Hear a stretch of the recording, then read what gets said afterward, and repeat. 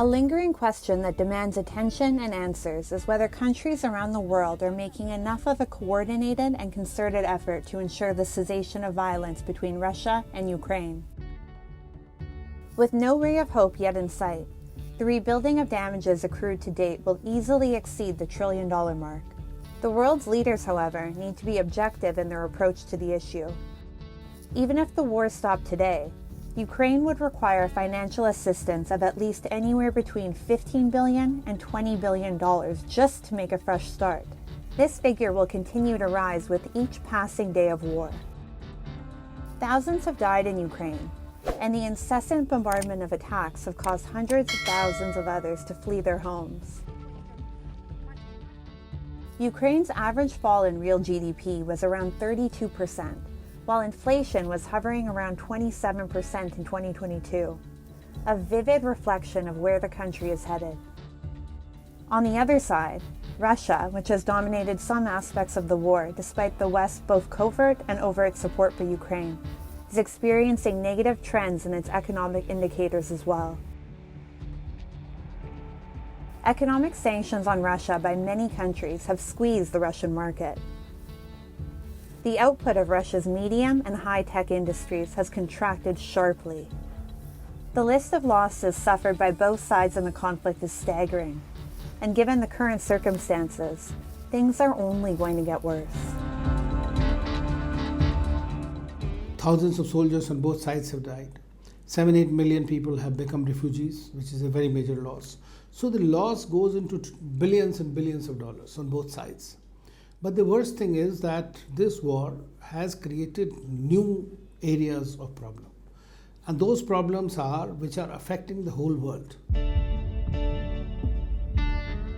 The question which arises at this point is why, barring a few exceptions, has nobody made any meaningful attempts to end the bloody war? Politics for power and not politics for people has ruled the discourse till date. Securing different types of competitive advantages has been one of the most despicable aspects of the war. It is this type of approach which has kept peace at bay. The weaponization of financial instruments, weaponization of energy, weaponization of food, weaponization of fertilizers, which is something that has never happened before.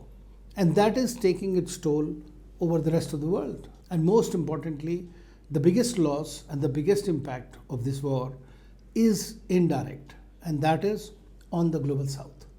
So when we are counting the costs, you have to count the global costs of this war. Prime Minister Modi, one of the world's most popular and trusted leaders, has urged both countries to cease their campaigns on numerous occasions. Recently, while addressing a press conference with German Chancellor Olaf Scholz, Prime Minister Modi reiterated his stance and said that India was ready to play every possible role to restore peace in the region. Ukraine के घटनाक्रम के शुरुआत से ही भारत ने dialogue और diplomacy के माध्यम से इस विवाद को सुलझाने पर जोर दिया है। भारत किसी भी शांति प्रक्रिया में योगदान देने के लिए तैयार है। Modi's India is one of the few countries that has remained neutral and has maintained respectful relations with both sides in the conflict. Many have already said that the United Nations must take Indian help to deal with the war. Rightly so, as India is the only country that has earned the trust of all. While the G20's area of focus has been the global economy, a real solution to the Russia-Ukraine conflict is being anticipated from the group, as India is presiding over the chair this year.